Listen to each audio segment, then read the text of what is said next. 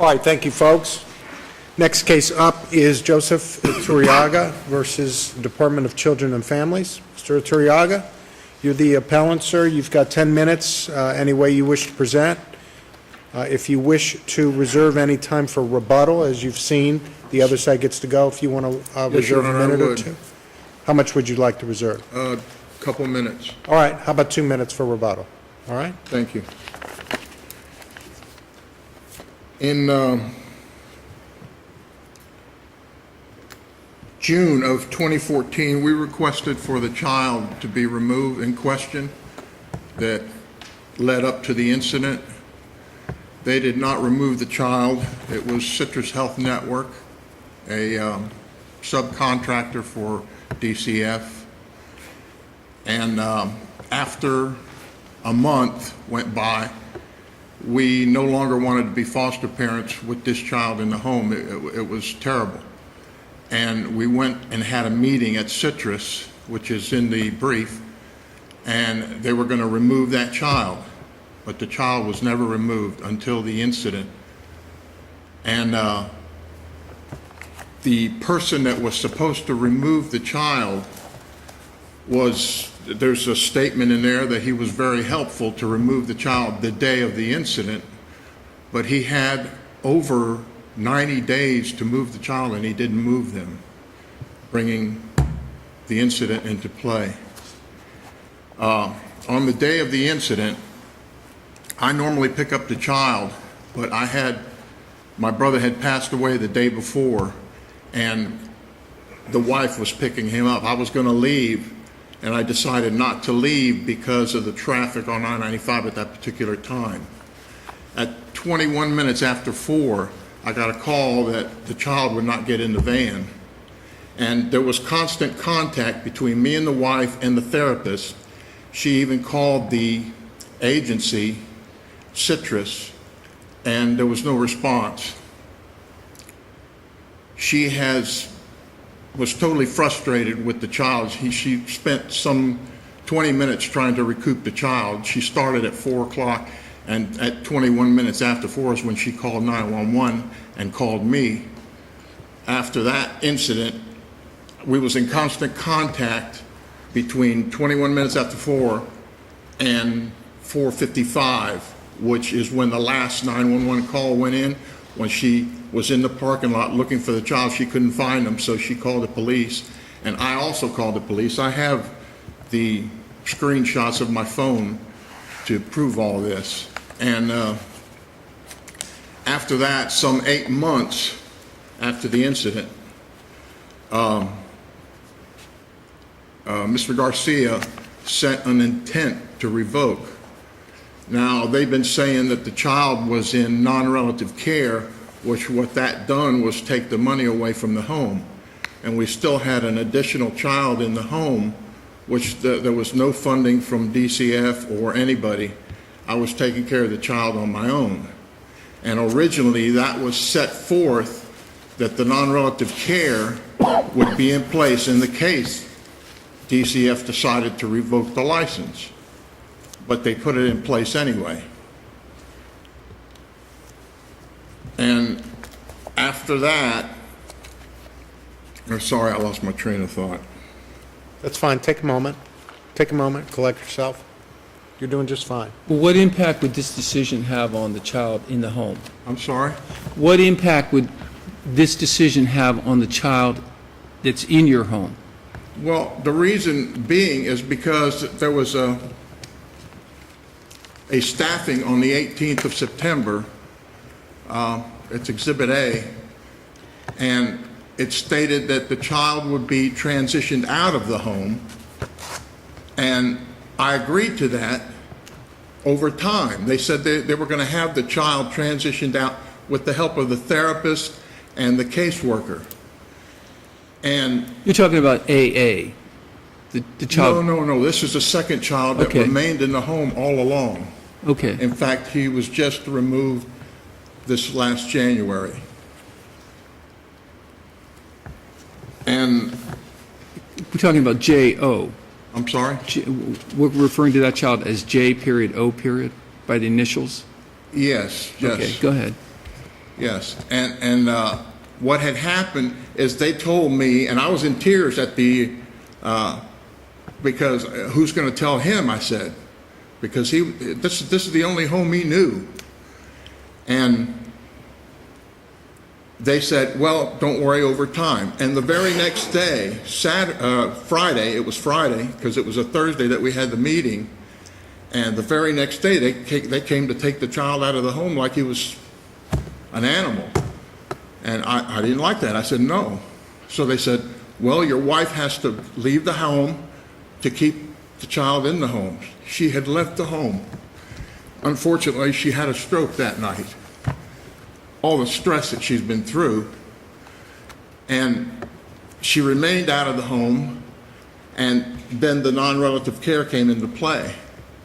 And it states in the verified findings, that she was in the home when the caseworker came, and they said that the non-relative care wouldn't be approved if she was in the home, and I told her that she's got no other place to be. The daughter had to go back to work.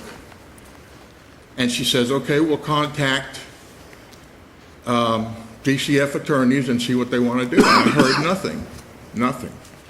Meanwhile, the license is still in place, and they stopped paying us completely. All right, if you'd like to save 2 remaining minutes for rebuttal, we'll hear from the appellees.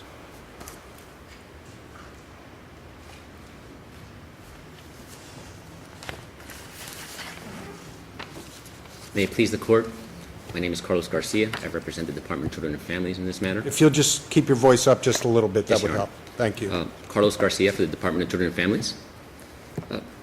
Your Honor, this case is brought before you just based on a final order. We have a final order in this case where the recommended order was approved and adopted as modified. The department has the authority to take exceptions to the recommended order, and it did so in this case. It also has the authority to modify conclusions of law and findings of fact, and the agency did so as well in this case. This case is about an egregious violation of licensing rule. Rule 65C-13.029 1B states that all children shall be protected from abandonment, exploitation, abuse, and neglect. As Mr. Iturriaga was stating, the facts of this case were clear in this. There was an egregious violation of that rule. A child, an 8-year-old child, was left alone with a stranger in a shopping mall, in a mini mall area, and a stranger picked him up and brought him into her place of business. At that point, she calls 911 and tells of the incident of what's going on. At some point, Mrs. Iturriaga calls 911 as well, saying that she doesn't want this child to be with her. She's having trouble. 911 tells her, please stay there. We'll be right out. Please stay with the child. We're very familiar with the facts of the case, counsel.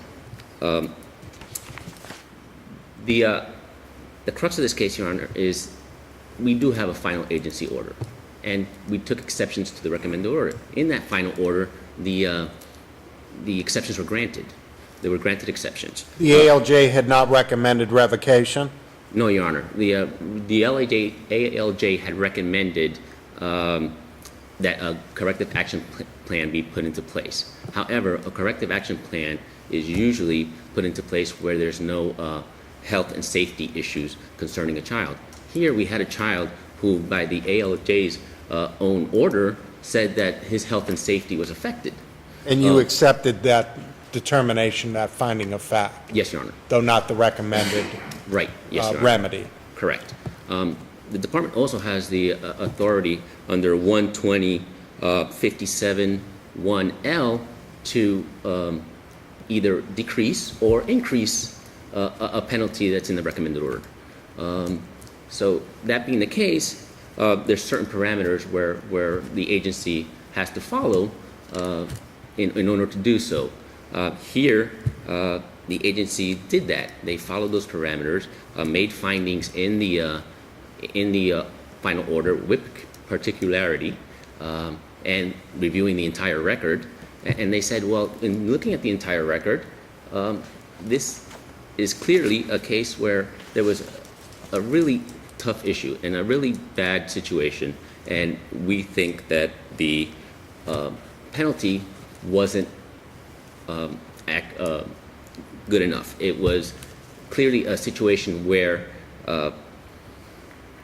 revocation was correct. What's our standard of review here Here in this court, on this appeal? on this appeal, well, the standard on this appeal, Your Honor, is we're looking at whether the final agency order was correct, whether or not the final agency order followed what it needed to follow as far as the statute is concerned. So, Is it de novo? Is it abuse of discretion? Is it competent substantial evidence? I don't know about a standard of review that says whether it was correct or not. no, Your Honor, we need competent substantial evidence in this case. When the final order was issued, it took those things into consideration, whether there was, when we did the exceptions, whether there was substantial competent evidence to go with those findings that the ALJ had made. In the review of the entire record, in the situations where the exceptions were granted, there wasn't enough substantial competent evidence to show that, one, the child that was in the home would be affected if the revocation was completed.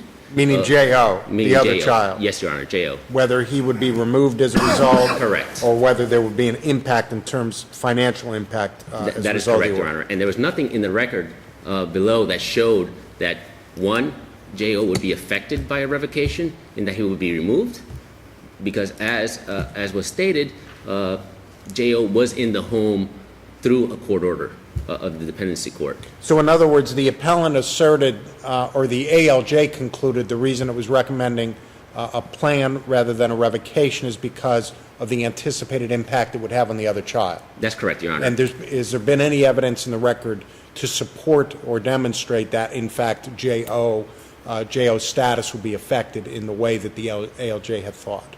There was no evidence in the record to show that. As a matter of fact, it wasn't until this past January that the child was removed from the home. Right. And we're dealing with a case that now started in October of 2014. So there's no record to show that either financially or with the revocation process in place, that J.O.'s placement would be affected. Very good. Anything further? What do you ask us to do in this case?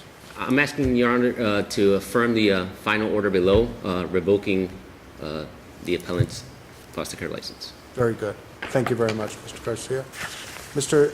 Iturriaga, we'll give you 2 minutes for rebuttal if you wish. Your Honor, as far as the incident goes, the child wasn't left alone. He was left in the unauthorized custody of a beauty shop owner, which got involved. She also called 911. Everybody was in contact with law enforcement during the time the child was left there. The frustration of the wife leaving to take, she had 2 other children. She was going to take and get rid of one of them, but the mother ended up coming to the parking lot after she called her and told her that what was going on, and she came to that parking lot to pick up her son. And then that's when she called the second time to 911, and they told her that they had the child at the police station. And again, I was in constant contact, and I told the therapist that he's safe, he's with the police at the police station. And there was several delays is why this has been so late. Mr. Garcia didn't apply for the hearing, for the administrative hearing, 2 months after I sent it to him. They give me 20 days, and it took 2 months. I had to knock on his door in order to get it.